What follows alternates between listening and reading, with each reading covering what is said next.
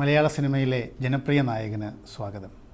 ഈ തിരക്കിനിടയിലും ഇവിടെ എത്തിയതിന് ആദ്യമേ തന്നെ നന്ദി അറിയിക്കുകയാണ്. കഴിഞ്ഞ നിരവധി ഓണക്കാലങ്ങളിലായിട്ട് അങ്ങ് മലയാളത്തിലെ പ്രേക്ഷകർക്കൊപ്പമുണ്ട്. ഒരു നടനായും അതിനു മുമ്പ് തന്നെ അങ്ങയുടെ ശബ്ദത്തിലൂടെ, അതായത് ഓഡിയോ കാസറ്റുകളിലൂടെയൊക്കെ തന്നെ ഓണത്തിന് അങ്ങയുടെ സജീവ സാന്നിധ്യം മലയാളികൾ അറിഞ്ഞിരിക്കുന്നു. പക്ഷേ എങ്കിലും മുൻകാലങ്ങളെ അപേക്ഷിച്ച് ഇപ്പോഴുള്ള ദിലീപ് ചിത്രങ്ങൾ പവർഫുള്ളായിട്ടുള്ള ചിത്രങ്ങളാണ് ഇപ്പോൾ പുറത്തിറങ്ങുന്നത്. അതായത് ഒരുപാട് മാറ്റം പഴയ കാലത്ത് നിന്നും അങ്ങയ്ക്കുണ്ടായിട്ടുണ്ട്. അതുപോലെ അങ്ങയുടെ ഓണക്കാല അനുഭവങ്ങൾക്ക് എന്തെങ്കിലും മാറ്റങ്ങൾ ഉണ്ടായിട്ടുണ്ടോ? ഈ ഓണക്കാലത്തെ വിശേഷങ്ങൾ കുറച്ച് നാളുകളായിട്ട് നമ്മൾ കഴിഞ്ഞ കാര്യങ്ങളെല്ലാം പറഞ്ഞുകൊണ്ടിരിക്കുകയാണ്. അതിപ്പോൾ എൻ്റെ പ്രേക്ഷകർക്ക് മലയാളികൾക്കൊക്കെ ഒട്ടുമിക്ക കാര്യങ്ങളും അറിയാം. പിന്നെ അതും പറഞ്ഞുകൊണ്ടിരുന്നെങ്കിൽ ഇനി ഇത് മാത്രമുള്ള പറയാനുള്ളൂ എന്ന് ചോദിച്ചുകൊണ്ടിരിക്കും. പിന്നെ പുതിയ കാര്യങ്ങൾ അടുത്ത ഓണത്തിലേ പറയാൻ പറ്റുള്ളൂ. പിന്നെ മിക്ക ഓണക്കാലത്തും വ്യത്യസ്തമായിട്ടുള്ള സിനിമകൾ ഉണ്ടായിട്ടുണ്ട്. പിന്നെ സിനിമയിൽ വർക്ക് ചെയ്യുന്ന മിക്ക ആൾക്കാർക്കും എന്നും ഓണമാണ്. അതിനൊരു വ്യത്യസ്തമായ ദിവസം, കാരണം ഞങ്ങളെല്ലാവരും എന്നും ഒരുമിച്ച് കൂടുന്നു. ദിവസം രാവിലെ ഒന്ന് വൈകുന്നേരം വരെ ഇതാവുന്നു. അതിൻ്റെ ഇടയ്ക്കാണ് ഇതുപോലുള്ള ഓരോ ദിവസങ്ങൾ വരും. ഓണം ഉണ്ടാവും, വിഷു ഉണ്ടാവും. ഇപ്പോൾ എനിക്ക് തോന്നുന്നത് കൂടുതലായിട്ടും ഓണവും വിഷുവും അങ്ങനെയുള്ള ദിവസങ്ങളെല്ലാം സെറ്റിൽ തന്നെയാണ് കൂടുതൽ നമ്മൾ ചിലവഴിക്കാറ്. പണ്ടൊക്കെ എന്ന് പറഞ്ഞിട്ടുണ്ടെങ്കിൽ പൂക്കൾ പറിക്കാൻ നടക്കലും അതുപോലെ നമ്മുടെ കൂട്ടുകാരുടെ കൂടെ അങ്ങോട്ട് പോവുക, സിനിമ കാണാൻ പോവുക, ഓടിക്കളി, ആകെ ബഹളങ്ങൾ, ഓണത്തല്ലെന്നൊക്കെ പറഞ്ഞ പലവിധ പരിപാടികളൊക്കെ ആയിട്ടാണ്. പക്ഷേ ഇന്നിപ്പോൾ അങ്ങനെയുള്ള കാര്യങ്ങളൊന്നുമില്ല.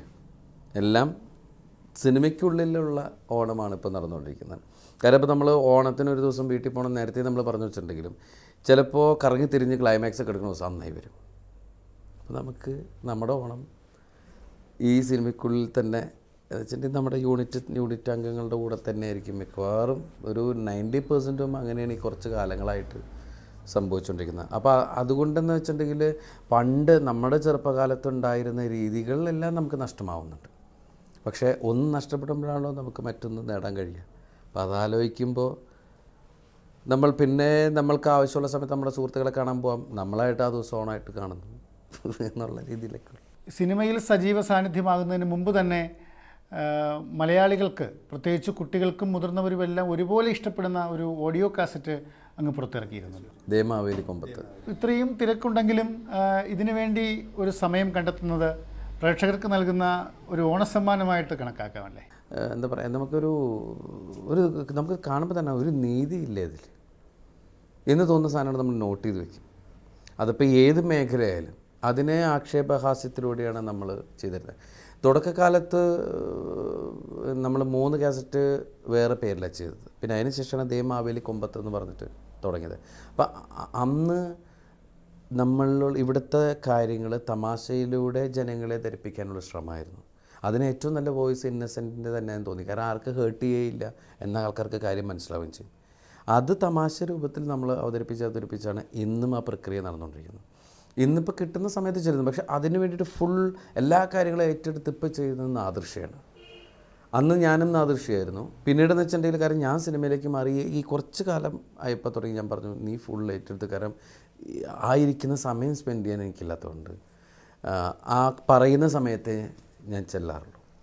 അപ്പോൾ അതിന് വേണ്ടിയിട്ട് ഒരുപാട് ആൾക്കാർ, ഇപ്പം നിങ്ങൾ ആ കാസറ്റ് വാങ്ങിച്ചാൽ അറിയാം അതിലുള്ള ആർട്ടിസ്റ്റുകൾ എത്ര പേര് അതിനകത്ത് കൂടുന്നുണ്ട്. ഇപ്പം ഞാൻ ചെല്ലാറുണ്ട്, സലീം ഉണ്ടാവാറുണ്ട്. അപ്പം അങ്ങനെയുള്ള മിക്ക ആൾക്കാരും സിനിമയിൽ നിന്നും വരും. പിന്നെ കോട്ടൻ നസീർ തുടങ്ങിയിട്ട് ഒരുപാടൊക്കെ പേരാണ്, ജയസൂര്യ, കുറേ പേരുണ്ട് ഈ കേസല്ല, ഷിയാസ്, അങ്ങനെ പറഞ്ഞു കഴിഞ്ഞാൽ ഞാൻ തന്നെ അതിൽ 22 പേരുടെ പേര് പറഞ്ഞിട്ടുണ്ട് ഇതിൽ. അത് നമ്മൾക്ക് വരുന്ന ചില സമയത്ത് നമുക്ക് ദേഷ്യം വരുന്ന കാര്യങ്ങളുണ്ട്.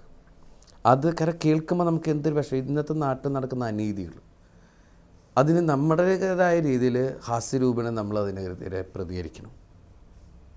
അതിൽ നാദൃശ്യ വളരെ മിടുക്കനാണ്. അത് അവനറിയണ്ട, ഞാൻ പറഞ്ഞു നന്നായിട്ട് പാരഡിയിലൂടെ ആ ഭയങ്കര പ്ലോട്ട് കറക്റ്റായിട്ട് ഉണ്ടാക്കാൻ ഭയങ്കര മിടുക്കനാണ്. പിന്നെ കൂടുതൽ ആർട്ടിസ്റ്റുകളെല്ലാം ഭയങ്കര ടാലൻറ്റഡ് ആയിട്ടുള്ളവരാണ്. അവരുടെയൊക്കെ സപ്പോർട്ടുള്ളതുകൊണ്ട് അത് കറക്റ്റായിട്ട് നമുക്ക് എത്തിക്കാൻ പറ്റുന്നുണ്ട്. ചാന്ത് പൊട്ട് എന്ന സിനിമയെക്കുറിച്ച് പറഞ്ഞല്ലോ.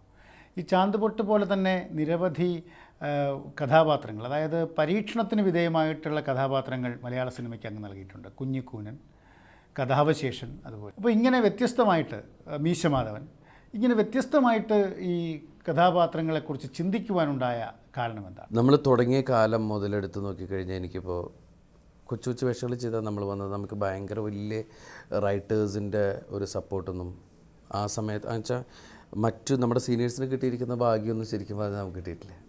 അതിൽ ഇപ്പോൾ ആ ഒരു ഇതിൽ ലോയി സാറിൻ്റെ 2-3 പടങ്ങൾ എനിക്ക് ചെയ്യാൻ പറ്റിയിട്ടുണ്ട്. പിന്നെ അതിനുശേഷം നമ്മുടെ കൂടെയുള്ള ഇപ്പോൾ എനിക്ക് ഏറ്റവും അടുത്ത ഒരു ബ്രദർലി അഫെക്ഷൻസ് ഉള്ള കുറേ ആളുകളുണ്ട്.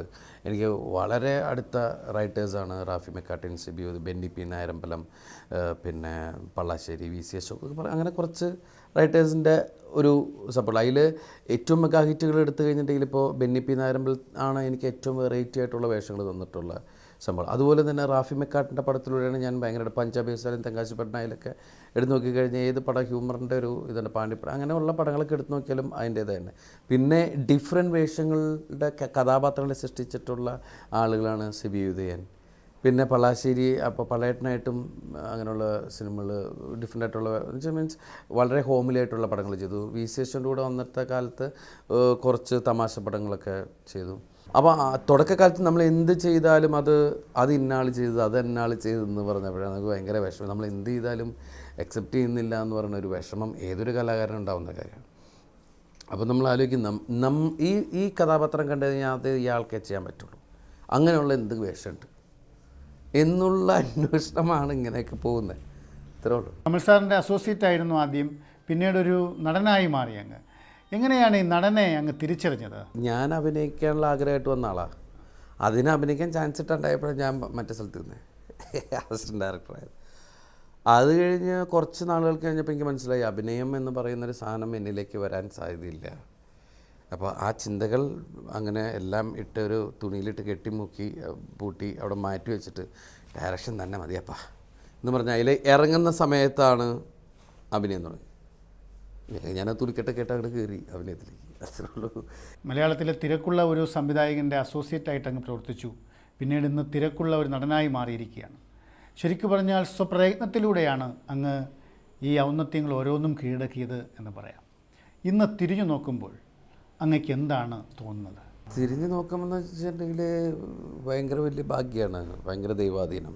കാരണം നമ്മൾ ജനിച്ചു, നമ്മൾ 4 പേര് അറിയുക, ഇത്രയും ജനങ്ങളുടെ ഇടയിൽ ഏത് സ്ഥലത്ത് ചെല്ലുമ്പോഴും നമ്മൾക്കൊരു പ്രത്യേക പരിഗണന, നമ്മളെ സഹായിക്കാനും കാരണം എത്രയോ വർഷങ്ങളായിട്ട് അടുപ്പമുള്ള ആളുകളുടെ രീതിയിലുള്ള പെരുമാറ്റം, അതൊക്കെ ആരോ കാരണന്മാർ ചെയ്ത പുണ്യത്തിൽ കിട്ടുന്നതാണ് അല്ലേ. നമുക്ക് ഒരു പരിചയമില്ലാത്ത ഏതൊരു സ്ഥലത്ത് ചെന്നാലും ഏതൊരു മനുഷ്യനെ കണ്ടാലും അവർ വളരെ അടുത്ത് പെരുമാറുക എന്ന് പറഞ്ഞാൽ അത് എല്ലാവർക്കും കിട്ടുന്ന അതിൽ അങ്ങനെ ഒരു അവസരം കിട്ടുക എന്ന് പറഞ്ഞാൽ ദൈവഭാഗ്യമാണ്.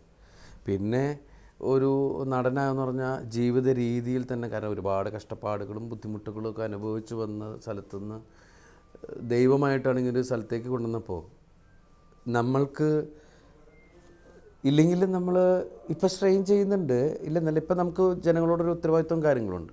അല്ലെങ്കിൽ നമ്മുടെ കഷ്ടപ്പാടല്ല, നമ്മുടെ ശരിക്കും പറഞ്ഞാൽ ഒരു ജോലിയും കാര്യങ്ങളൊക്കെ വേറെ തരത്തിൽ ഏത് തരത്തിലാണെന്ന് പറയാൻ പറ്റില്ല. ഞാൻ BA വരെ പഠിച്ചു. MAക്ക് ചേർന്നപ്പോഴാണ് ഞാൻ അസിസ്റ്റൻറ്റ് ഡയറക്ടറായിട്ട് കമൽ സാറിൻ്റെ കൂടെ പോവുകയും കാര്യങ്ങളൊക്കെ ഉണ്ടായത്. അപ്പോൾ ഇതൊന്നും ഇല്ലായിരുന്നെങ്കിൽ പിന്നെ ഏത് വഴി എന്നുള്ളതൊന്നും എനിക്ക് അറിഞ്ഞുകൂടാ. അപ്പോൾ ആ സമയത്തൊക്കെ നമ്മുടെ കുറച്ച് ആളുകൾ പറഞ്ഞിട്ടുണ്ട്, നിങ്ങൾ വല്ല ഓട്ടോമൊബൈൽ വർക്ക്ഷോപ്പിൽ അങ്ങനെയുള്ള കാര്യങ്ങളൊക്കെ നോക്കൂ, കാരണം എന്തെങ്കിലും ജീവിക്കാനുള്ളൊരു മാർഗം തേടൂ എന്ന് പറയുന്നൊരു അങ്ങനത്തെ ഒരു ആംഗിൾ ഉണ്ടായിരുന്നു നമുക്ക്. അത് വെച്ച് നോക്കുമ്പോൾ ദൈവഭാഗ്യമാണ് ഇപ്പോൾ അങ്ങനെയുള്ളൊരു കഷ്ടപ്പെടൽ. അത് ദൈവം അനുഗ്രഹിച്ച ആവശ്യത്തിന് പൈസയും ഒരു എന്താ പറയുക ഭയങ്കര സപ്പോർട്ടും, അതൊക്കെ വലിയ ഭാഗ്യമാണ്. അത് എന്തോ ദൈവഭാഗ്യം. ഞാൻ പറഞ്ഞില്ലേ 1% എൻ്റെ മിടുക്കല്ല, എന്തോ ദൈവഭാഗ്യവും ഒരുപാട് ആൾക്കാരുടെ പ്രാർത്ഥനയിലാണ് ഞാൻ നിൽക്കുന്നത്. ഒരുപാട് ആൾക്കാരുടെ സപ്പോർട്ടിലാണ് ഞാൻ നിൽക്കുന്നത്. ഞാനിപ്പോൾ പറയുന്നില്ലേ, എൻ്റെ മാത്രം പ്രയത്നമല്ല, എന്നെ സഹിച്ചുകൊണ്ട് കുറേ ആൾക്കാർ പ്രയത്നിക്കുന്നുണ്ട്. അവരുടെയൊക്കെ പ്രയത്നത്തിൻ്റെ ഫലമാണ്. ഞാൻ മാത്രം ഒറ്റക്കിടന്ന് റൂമിൽ നിന്ന് പ്രയത്നിച്ചിട്ട് ഒരു കാര്യമില്ല. എൻ്റെ കൂടെ പ്രയത്നിക്കാൻ ഒന്നുകിൽ ഞാൻ പ്രയത്നിക്കണ ഞാൻ ഉറക്കൊളയ്ക്കുന്നുണ്ടെങ്കിൽ എൻ്റെ കൂടെ ഉറക്കൊളയ്ക്കുന്നുണ്ടാവാം റൈറ്റേഴ്സ്, ഡയറക്ടർ, ഇവരൊക്കെ ഉറക്കൊളച്ചാലേ ഞാൻ മാത്രം ഉറക്കൊളച്ചിട്ട് കാര്യം ഇങ്ങനെ ചെയ്തിട്ട്. അപ്പോൾ എൻ്റെ വളർച്ചയിൽ ഈ പറയുന്ന എൻ്റെ ടീം അംഗങ്ങൾക്കെല്ലാം അതിൽ ഇതുള്ളതാണ്, എന്താ പറയുക, അതിനൊരു ഫുൾ സപ്പോർട്ടുള്ളതാണ്. അപ്പോൾ എൻ്റെ മാത്രം എടുക്കല്ല, ഞാൻ ദൈവത്തിൽ വിശ്വസിക്കുന്നു. ദൈവാനുഗ്രഹം കൊണ്ട് ഇങ്ങനെയൊക്കെ ആയി. ഒരു അസോസിയേറ്റ് ഡയറക്ടറായി, പിന്നീടൊരു നടനായി, ഇപ്പോൾ നിർമ്മാതാവുമായി മാറിയിരിക്കുന്നു. ഇനി പ്രേക്ഷകർ ഇഷ്ടപ്പെടുന്ന തരത്തിലുള്ള ഒരു സിനിമ സംവിധാനം ചെയ്യാനുള്ള ഉദ്ദേശം ഉണ്ടോ? ഇല്ല, അങ്ങനെ ഇപ്പോൾ ഒന്നും തോന്നിയിട്ടില്ല. കാരണം എന്ന് വെച്ചാൽ ഇപ്പം ഞാൻ മര്യാദയ്ക്ക് അരിവാഞ്ച് പോകുന്നുണ്ട്. അപ്പോൾ പെട്ടെന്ന് ഇനി കുറേ കഴിയുമ്പോൾ ജനങ്ങൾ പറയാം പോയി സംവിധാനം ചെയ്യടപ്പാ എന്നെങ്ങാനും പറഞ്ഞാൽ ഞാൻ കളിയൊക്കെ പറയല്ല, എന്ന് വെച്ചാൽ അതിൻ്റെ ഇൻഡയറക്റ്റ് മീനിങ് നിൻ്റെ അഭിനയമൊക്കെ മതി, ഈ വേറെ വല്ല പണി എന്ന് പറഞ്ഞേക്കാൻ. പിന്നെ നമുക്കറിയാവുന്ന പണി അതേ ഉള്ളൂ.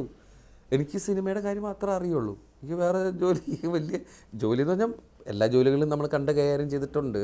ഞാൻ പറഞ്ഞ സീരിയസ് ആയിട്ട് നോക്കുകയാണെങ്കിൽ നമുക്ക് നല്ലത് പിന്നെ നമ്മൾ 5-6 വർഷം പണിയെടുത്ത അസിസ്റ്റൻറ്റ് ഡയറക്ഷനാണ്. നമ്മൾ പതുക്കെ പോയിട്ട് അപ്പോൾ ഞാൻ കമൽ സാറത്ത് പറയും എല്ലാം പറ്റി അവിടെ വരും കേട്ടോ, നീ ഇവിടെ വരുമെന്ന് വേണ്ട, നീ പടം ഡയറക്റ്റ് ചെയ്താൽ മതി എന്നൊക്കെ പറയാം. അപ്പം ആ സമയം അതിനൊക്കെ എല്ലാത്തിനും ഓരോ സമയമില്ലേ. പണ്ട് ശ്രീനണ്ണൻ ലാലണ്ണൻ ഓരോന്നിനും ഓരോ സമയമുണ്ട് ദാസ എന്നൊക്കെ പറയുന്ന വരിയുള്ള രീതി. സമയമാകുമ്പോൾ ആലോചിക്കാം.